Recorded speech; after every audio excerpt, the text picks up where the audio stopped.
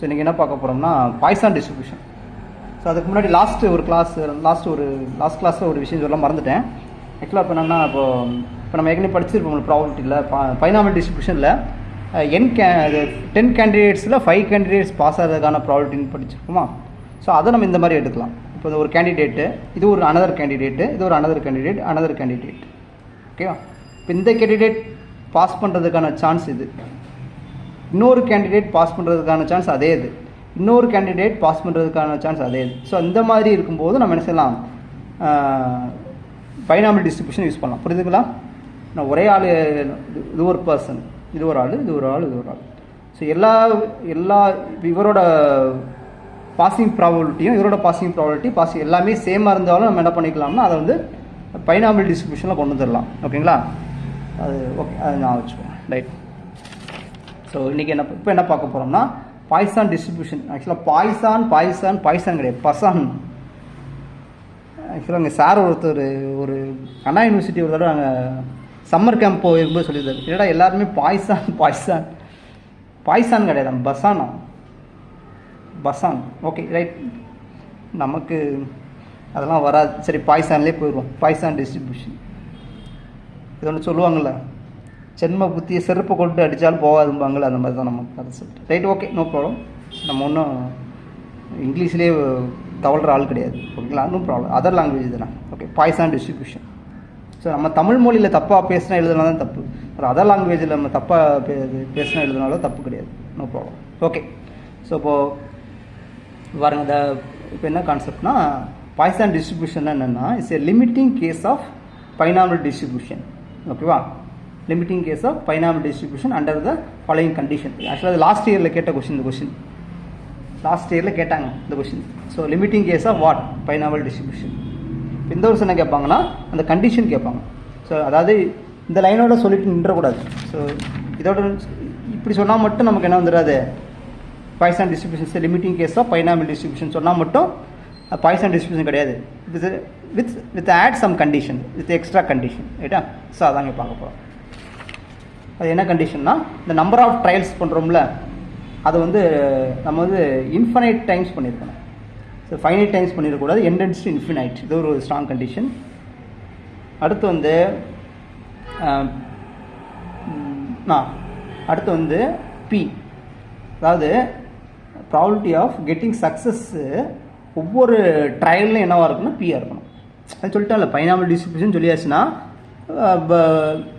Bernoulli n trials வந்துடும். அப்போது என் trials வரும்போது என்ன தெரியும் நமக்கு, ஒவ்வொன்றுக்கும் ஈக்குவல் ப்ராபபிலிட்டி இருக்குன்னு தெரியும். அப்போது ஒவ்வொரு ஈக்குவல் ப்ராபபிலிட்டியும் நியர் டு 0 இருக்கும். இதிலே நமக்கு தெரிஞ்சு போச்சு என்னென்னா, in each trial probability of getting a success near to 0னா it is very rare event. Poisson process is very rare event, எப்பயுமே நடக்காது. ஸோ பைனாமியல் வந்து அதுக்கு எந்த கண்டிஷனுமே கிடையாது. இது வந்து வெரி ரேர் ஈவெண்ட். ஏன்னா ப்ராபபிலிட்டி என்னது, அது நடக்கிறதுக்கான சான்ஸ் வந்து ரொம்ப நியராக இருக்கும். ஓகேங்களா? ஸோ இதை வச்சு இட்ஸ் ரேர் ஈவெண்ட் நம்ம கன்க்ளூஷனுக்கு வந்துடலாம். ஓகே, இப்போ பாருங்க இது என்னது. ஓகே, ஸோ மீன், அதாவது மீன் வந்து லாம்டான்னு, என்பி தான் லாம்டான்னு சொல்லுவாங்க. ஸோ இதை நம்ம பின்னாடி பார்ப்போம். மீன் வந்து லாம்டான்னு நம்ம டெரைவ் பண்ணுவோம். இது கண்டிஷன்னா மீன் கண்டுபிடிக்கும் லாம்டாஸ் என்பி. இது வந்து ஃபைனைட்டாக இருக்கணும். ஆக்சுவலாக பாருங்கள், என் வந்து இன்ஃபைனைட்டு, பிங்கிற ஃபைனைட். ஆனால் ரெண்டே மல்டிப்ளை பண்ணும்போது என்ன கிடைக்கும், ஃபைனைட் கிடைக்கும். ஒரு ஸ்ட்ராங் கண்டிஷன் கொடுக்குறாங்க.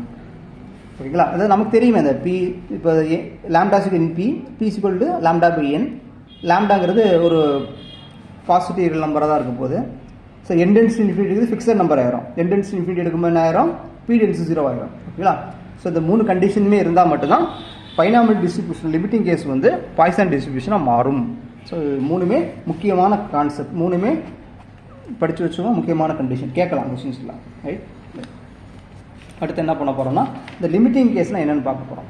Okay right. இப்போது பைனாமியல் டிஸ்ட்ரிபியூஷனை சரி பாருங்கள். So binomial distribution with Bernoulli n trials, அது நமக்கு தெரியும். NC xp4 xq4 n - x x0 to 1 to n, otherwise 0. Sometimes இது எழுத மாட்டாங்க, ஆனால் அதர்வைஸ் 0ங்கிற நம்ம எடுக்கணும்னு விட்டுருவோம். ரைட். இப்போ PQ வந்து 1 இருக்கணும். PQ என்னது 0 to 1க்குள்ளே இருக்கும், 0 1 இன்க்ளூட். ரைட்டா? ரைட். இப்போ எக்ஸ் வந்து 0 to n-க்கு நான் எழுதுறேன். Probability for X 0 to n-க்கு P(x) formula தானே, NC xp4 xq4 n - x. இது எப்படி வந்ததுன்னா நம்ம லாஸ்ட் கிளாஸ் பார்த்தோம். ரைட். ஸோ இப்போ என்ன பண்ணுறேன்னா இந்த எழுதிட்டேன். பிக்கு பதில் என்ன செஞ்சிடலாம், p equal to n, lambda equal to என்பின்னு தெரியும், லாம்டா ஈக்குவல் டு என்பின்னு தெரியுமா. ஸோ எனக்கு என்ன வேணும்னா பி என்ன வரும், லாம்டா பை என். இப்போ பிக்கு பதில் லாம்டா என் போட்டுடலாம். அப்புறம் கியூ ஈக்குவல் டு 1 மைனஸ் பின்னு தெரியும். இப்போ 1 மைனஸ் பிக்கு இங்கே என்ன லாம்டா பை என் போட்டுடலாம். அப்போ கியூக்கு பதில் 1 மைனஸ் லாம்டா பை என் எழுதிக்கலாம். அப்போ பிக்கு பதில் லாம்டா பை என், கியூக்கு பதில் 1 மைனஸ் லாம்டா என்ன ரீப்ளேஸ் பண்ணியாச்சா. ரைட்.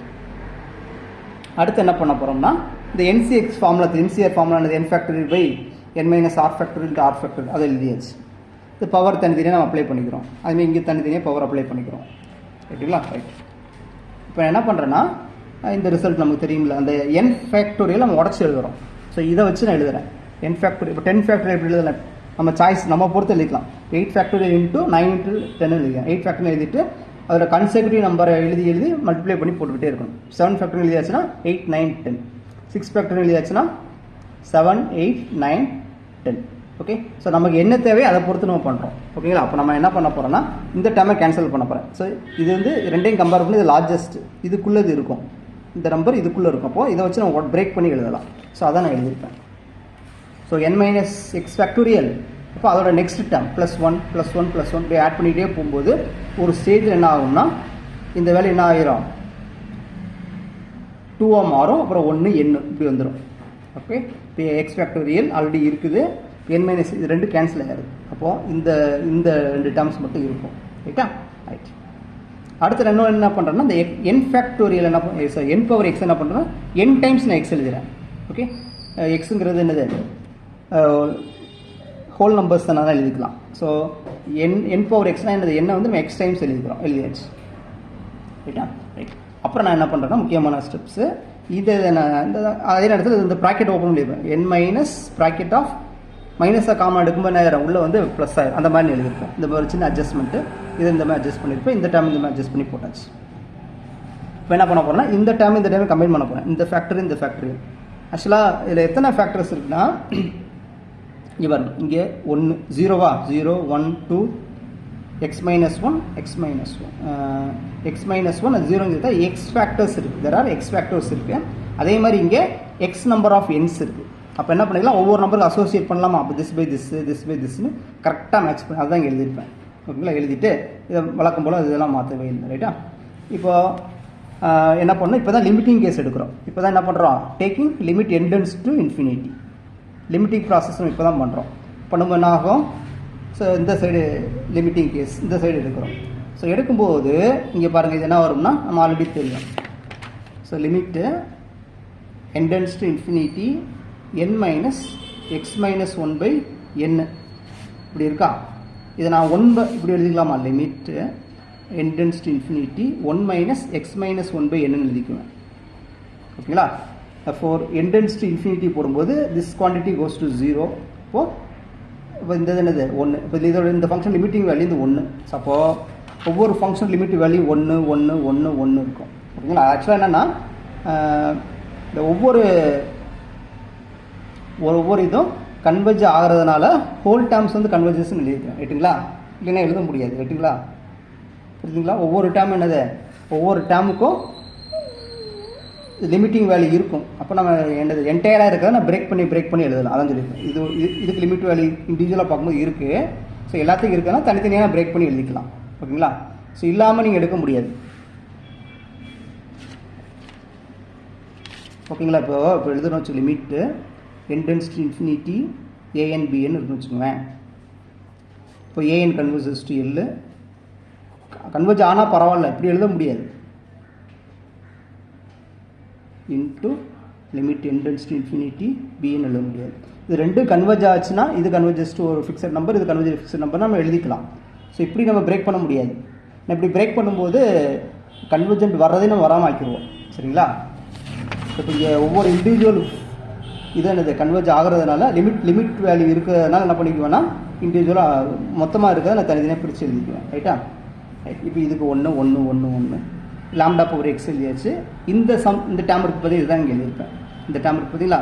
அதாவது நமக்கு தெரியும் இந்த ரிசல்ட் பாதிவே ஆக்சுவலாக இது மட்டும் தான் படித்து வச்சுருப்பீங்க. Limit n tends to infinity 1 + 1/n whole power n equal to ஈன்னு படித்து வச்சுருப்போம். இது ஜென்ரலாக எக்ஸ்பிளைன் பண்ணிக்கலாம். இப்போ இந்த இடத்துல கே ஏதோ ஒரு k for any k belongs to R limit n tends to infinity 1 plus k by n whole power n. So இதோட லிமிட்டிங் வேல்யூ வந்து e பவர் k ரைட்டா. இந்த கே தான் இங்கே எழுதியிருப்போம் சரிங்களா. ஸோ முக்கியமான கண்டிஷன் ஜென்ரல் ரிசல்ட் ரைட்டா. நீங்கள் படித்தது பர்டிகுலராக ஸோ அதான் எழுதிக்கும். இப்போ இந்த இடத்துல கே பவர் என்ன இருக்குது, கேங்கிற பிளேஸில் மைனஸ் லாம்டா இருக்குது, அதில் இருக்குது e power minus lambda limit n tends to infinity நம்மகிட்ட இருக்குது 1 minus lambda by n power n. அப்போ என்ன எழுதணும், e பவர் மைனஸ் லாம்டான்னு எழுதணும் ஓகேங்களா. ஸோ அதுதான் இந்த இடத்துல எழுதியிருப்போம். இது 1 1 1 e பவர் மைனஸ் லாம்டா, இது வந்து இது 1 ஆயிரும் ஏன்னா இதில் ஓகேங்களா.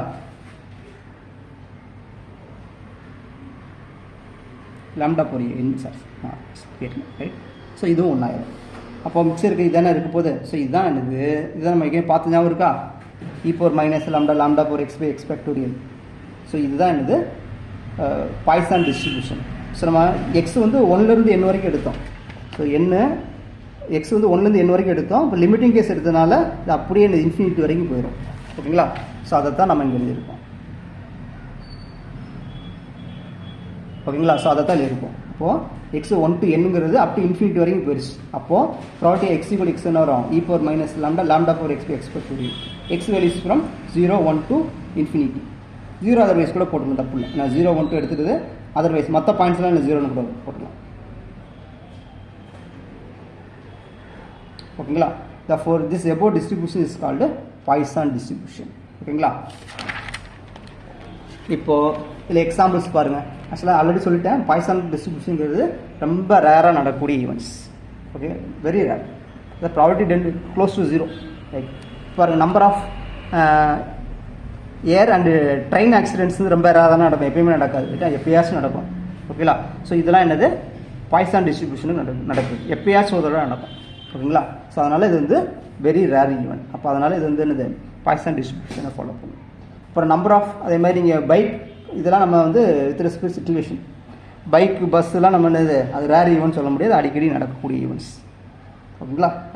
இப்போ number of death from a disease, ஏதோ ஒரு நோய் வந்து இறங்குறதுக்கு போது டெத் என்னெல்லாம் பாரு, கேன்சர், கொரோனா இப்போ சேர்த்துக்கலாம், இது புதுசாக நம்ம சேர்த்துக்கிறோம், ஹார்ட் அட்டாக்கு, அப்புறம் என்னது பாம்பு கடிக்கிறது, இந்த மாதிரி நிறைய இதெல்லாம் என்னது இதெல்லாம் எப்பயாச்சும் தான் நடக்கும், எப்பயுமே நடக்காது ரைட்டா. அப்புறம் ஃபீவரு மர்டரிங் டெத்துலாம் அது ரொம்ப ரேராக தான் நடக்கும் ஓகேங்களா. ஸோ இது வந்து இதை பற்றி நம்ம சொல்ல முடியாது ரைட்டா, புரிஞ்சுக்கோங்க. ஸோ இது ரொம்ப ரேராக நடக்கக்கூடிய கான்செப்ட் ரைட்டா ரைட். அப்புறம் number of suicide case, suicide வந்து நடக்கும், suicide patients admitted in Madurai ஜிஹெச்சில் சூசைட் கேஸ் எத்தனை நடந்திருக்குன்னு அந்த மாதிரி ஒரு டேட்டாவும் பாய்சன் டிஸ்ட்ரிபியூஷன் தான். அதே மாதிரி இந்த பிரிண்டிங், அதாவது mistake, printing mistake, publish by a book, publisher book publisher பண்ணும்போது பிரிண்டிங் எரர் ரொம்ப ரேராக தான் நடக்கும், ரொம்ப ரேராக நடந்தால் தான் அது நல்ல புக்கே எரராக இருந்தால் அது வந்து மோசமான புக்கு ஓகேங்களா. So error is not avoidable ஓகேங்களா, அவாய்ட் பண்ண முடியாது, ரொம்ப கம்மியாக இருக்கணும் ரைட்டா ரைட். இப்போ அதே மாதிரி என்னது சார் ஆத்தர்ஸ் வந்து புக் எழுதும்போது சில கான்செப்ட் தப்பாக எழுதுவாங்க. ஸோ அதெல்லாம் எனக்கு ரொம்ப ரேராக தான் நடக்கும். ஸோ அதெல்லாம் பாய்சான் டிஸ்ட்ரிபியூஷன் ஓகேங்களா. அடுத்து வந்து இதுக்காருங்க number of defective materials in a packing manufactured by a good concern.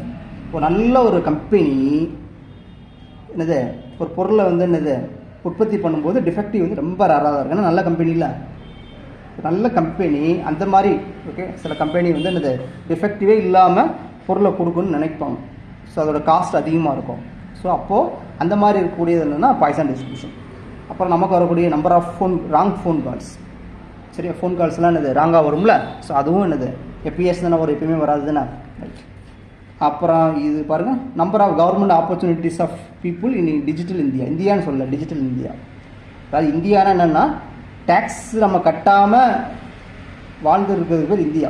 Digital Indiana எல்லா பொருளுக்கும் நம்ம டேக்ஸ் கட்டுறது டிஜிட்டல் இந்தியா ஓகே. ஸோ இதெல்லாம் இந்த கவர்மெண்ட் ஆப்பர்ச்சுனிட்டிஸ்லாம் சாதாரண மக்களுக்கு ரொம்ப ரேராக தான் நடக்கும் ஓகே. இது சும்மா ஒரு விளையாட்டுக்காக எழுதுனேன், இது வந்து ரொம்ப சீரியஸாக இருக்குது ஓகே ரைட். இப்போ வந்து இதுதான் நமக்கு இப்போ மெயின் கண்டென்ட். இப்போ என்னென்ன ப்ராப்பர்ட்டிஸ் இருக்குதுன்னு நம்ம பார்க்குறோம் இப்போ moment generative function of Poisson distribution வந்து இது எப்படி வந்துச்சு பார்க்கலாமா? ரைட், எக்ஸ்ங்கிறது Poisson variate for any t belongs to ஆருக்கு MGX moment generative function formula இது.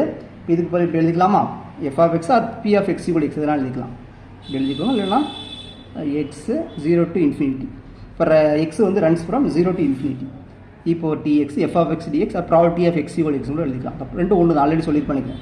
டிஸ்கிரீட் கேஸில் ரெண்டுமே ஒன்று தான். எஃப் ஆஃப் எக்ஸ்னாலும் ஒன்று தான், ப்ராபர்ட்டி ஆஃப் எக்ஸ் ஈக்குவல் எக்ஸ்னு எழுதினாலும் ஒன்று தான் டிஸ்கிரீட் கேஸில். ஓகேங்களா? இப்போ எழுதியாச்சு. ஸோ இப்போ எஃப் ஆஃப் எக்ஸ் நம்ம ஃபார்முலா தெரியும், அப்படியே அப்ளை பண்ணுறோம். இப்போ எக்ஸ் வந்து எக்ஸ் தான் இங்கே வேரி ஆகுது. அப்போது அதில் எது கான்ஸ்டன்ட்னா இ பவர் இந்த டேமை மட்டும் வெளியே எடுத்துடலாம். அப்போ இந்த 3 டேம் மட்டும் இருக்குமா? இது ரெண்டுலேயும் பவர் எக்ஸ் இருக்கிற மாதிரி 2 டேமையும் கம்பைன் பண்ணி இந்த மாதிரி எழுதிக்கிறேன். ஆல்ரெடி நம்ம இதில் பண்ணியிருப்போம். பைனாமியல் டிஸ்ட்ரிபியூஷன் இந்த வேலையை தான் பார்த்துருப்போம். இப்படி எழுதியாச்சு. இப்போ lambda e power D whole power எக்ஸ்னு எழுதிக்கலாம். இப்போ இதை நம்ம எக்ஸ்பேண்ட் பண்ணுறோம். இந்த மாதிரி இது என்னதுன்னு பார்த்தாச்சுன்னா இது ஒரு எக்ஸ்போனன்ஷியல் சீரீஸ். ஸோ இது ஒரு எக்ஸ்போனன்ஷியல் சீரீஸ். இது என்ன ஆகும்? Convergent everywhere, convergent everywhere. ஓகேவா?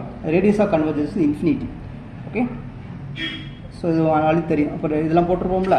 ஸோ ரேடியஸ் ஆஃப் கன்வர்ஜன்ஸ் ஃபார்முலானது limit n tense to infinity an + 1 படிச்சிருப்போம்.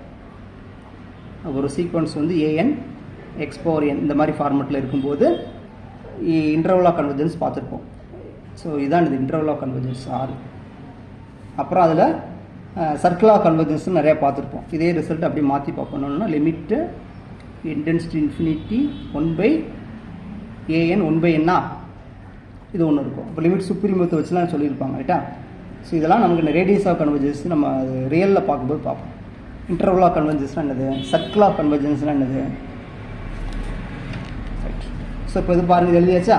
இதுக்கு என்ன வரும்னா அது ஸோ இது வந்து everywhere convergence. Radius of convergence வந்து இன்ஃபினிட்னு பாருங்கள். Limit n tense to infinity. ஆக்சுவலாக சீரீஸ் என்னது? Summation x power n by n factorial. அப்போது ஏங்கிறது n ஃபேக்டோரியல். இப்போ n factorial by 1/n factorial 1/n + 1 factorial. அப்போ கேன்சல் ஆகிடுது. லிமிட்டு n டென்ஸ் டு இன்ஃபினிட்டின்னு வந்துடும். n + 1 இருக்கும். அப்போது n டென்ஸ் இன்ஃபினிட்டி இன்ஃபினிட்டின்னு வந்துடும். அப்போ ரேடியஸ் ஆஃப் கன்வர்ஜன்ஸ் இன்ஃபினிட்டின்னு வந்துடும். ஓகே, அப்போ என்ன அர்த்தம்? mod x less than R இருக்கும். r = இன்ஃபினிட்டி போடும்போது mod x less than R வந்துடும். அப்போ x minus infinity plus infinity வந்துடும். அப்புறம் எக்ஸ் பிலாங்ஸ் டு ஆர் வந்துடும். So everywhere convergence. Okay, so radius of convergence வந்து இன்ஃபினிட்டி. ஓகேங்களா? Okay, right. ஸோ இதை தான் இங்கே எழுதியிருப்போம். ரைட்டா? அப்போது இதுக்கு போய் நம்ம எழுதலாமா? இ பவர் மைனஸ் லாம்டா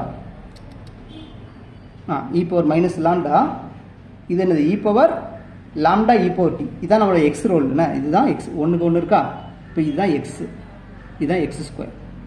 இதுதான் இ எழுதி இந்த எக்ஸை அப்படியே காப்பி பண்ணிக்க. அப்போ இ எழுதிட்டேன், இந்த எக்ஸை அப்படியே காப்பி பண்ணி எழுதியாச்சு. ஸோ இதுதான் என்னது? எம்ஜிஎஃப் முக்கியமான கண்டிஷன், முக்கியமானதுங்க. இதை வச்சு தான் என்ன பண்ண போகிறோம்னா மீன் வேரியன்ஸை டெரைவ் பண்ண போகிறோம். பாருங்கள் என்னென்னா, இப்போ நம்ம எம்ஜிஎஃப் எழுதியாச்சு. இப்போ நம்ம டீயை போட்டு டிஃப்ரென்ஷியேட் பண்ணியிருப்போம். அதில் பைனாமியில் பண்ணியிருப்போம். டீயை பொறுத்து 1 டைம்ஸ் டிஃப்ரென்ஷியேட் பண்ணுறோம், இது கிடச்சிருக்கு. இதை எகைன் இன்னொரு டைம் பண்ணுறோம், இது கிடச்சிருக்கு.